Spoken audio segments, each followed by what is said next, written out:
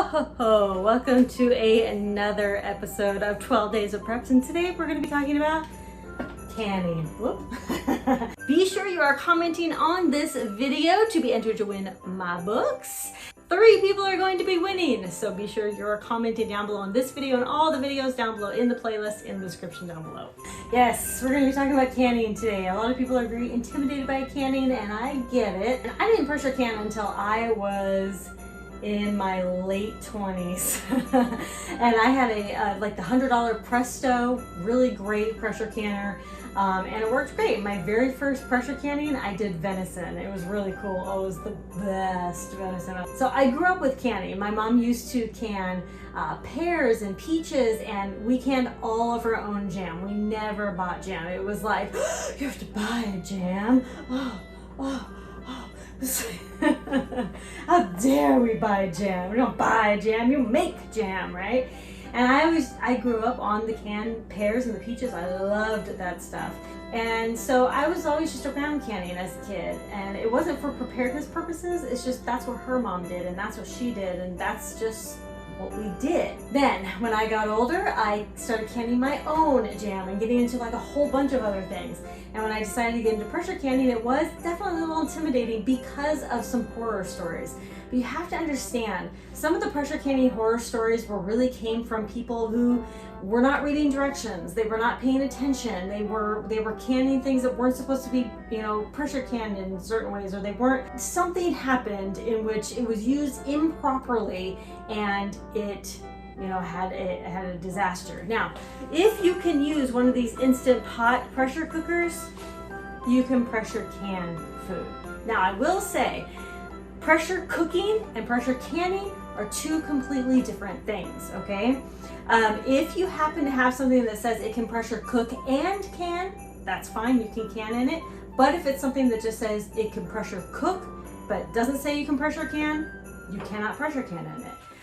Now with this Instant Pot, like this is a pressure cooker. I cannot can in this one. I know that the Instant Pot does have one that you can in, but I don't have it. And I know that you can buy it, but just keep that in mind. A lot of people think that you can in pressure cookers.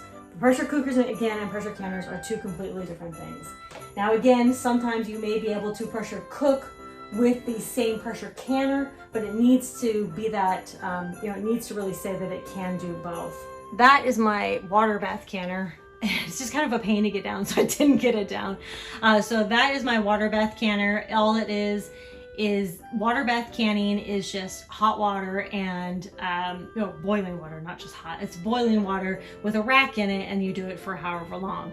I say however long because it depends on the type of food. So basically, step 1, get a book. I recommend this book. I love this book. I do have several other canning and preserving books, but this one has just been amazing.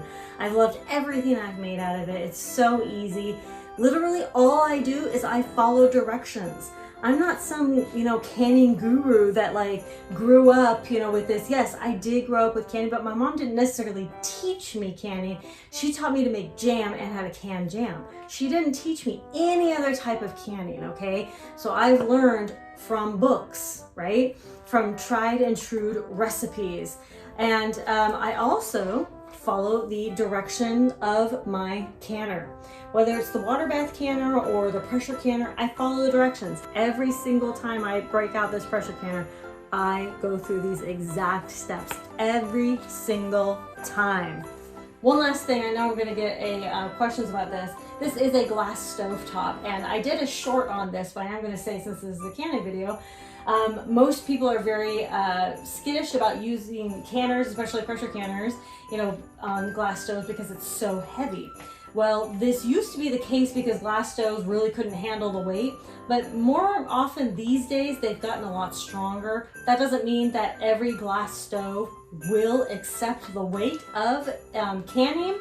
You need to look at the actual manual of your stove and to see how much weight the top can take.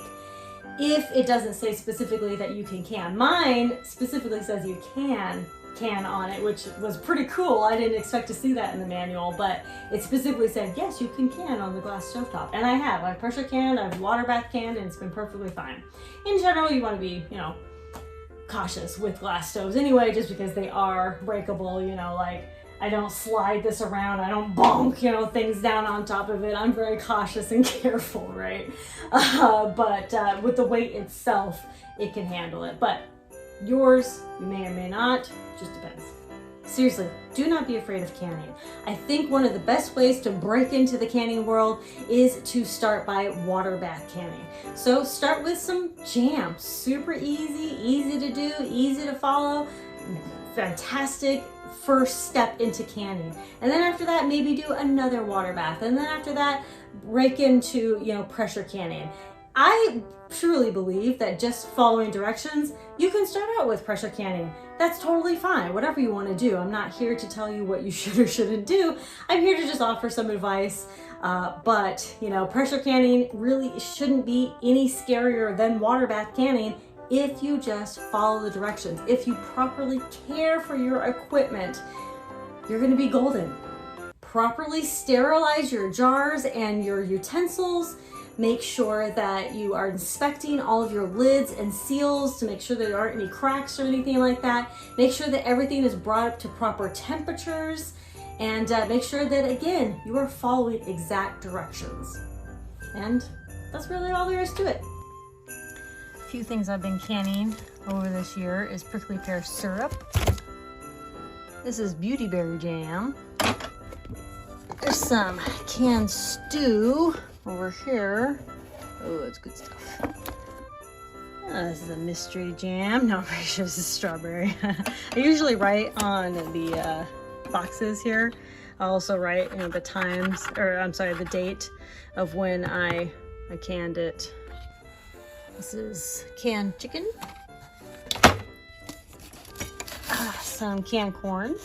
I'm going to put a link down below to where you can go check out this book. I am going to put a few other suggestions of other books that I have, but I think that this is just such a fantastic book. Thank you all so much for watching. I would love to hear about your favorite thing to can, or if you haven't canned yet, why? Why haven't you canned yet? And don't forget, you can can all year long. You don't have to just can from your garden harvest. That's the ideal thing to do, right? But you can find in-season produce, discounted produce, and frozen produce that you can all use to can, okay? Thank you all so much for watching. Conquer tomorrow by preparing today. I will talk to you later. Bye.